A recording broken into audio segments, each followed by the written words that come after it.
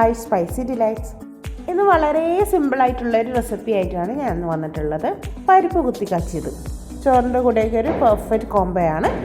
അപ്പം നമുക്കൊന്ന് വീഡിയോ കണ്ടിട്ട് വന്നാലോ, എങ്ങനെയാണ് തയ്യാറാക്കാമെന്ന്. ചട്ടിയിലേക്ക് വെളിച്ചെണ്ണ ഒഴിച്ചു കൊടുക്കാം. വെളിച്ചെണ്ണ ഒന്ന് ചൂടായി വരുമ്പോൾ ഇതിലേക്ക് ചേർത്ത് കൊടുക്കുന്നത് കറിവേപ്പിലയാണ്. ചെറിയ ഉള്ളി ഒരു 10 എണ്ണം കൂടി ഇതിലേക്ക് ചേർത്ത് കൊടുക്കുക.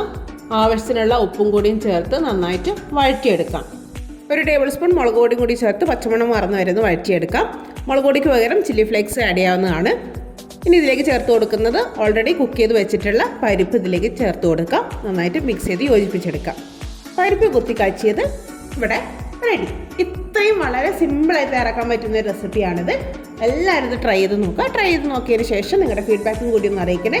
കഞ്ഞിക്കും ചോറിനും കൂടി ഒക്കെ പെർഫെക്റ്റ് കോംബോ ആയിട്ടുള്ള ഒരു റെസിപ്പിയാണിത്. വീഡിയോ ഇഷ്ടമായ ലൈക്ക് ചെയ്യാനും അതുപോലെ മാക്സിമം ഷെയർ ചെയ്തും കൂടി കൊടുക്കണേ.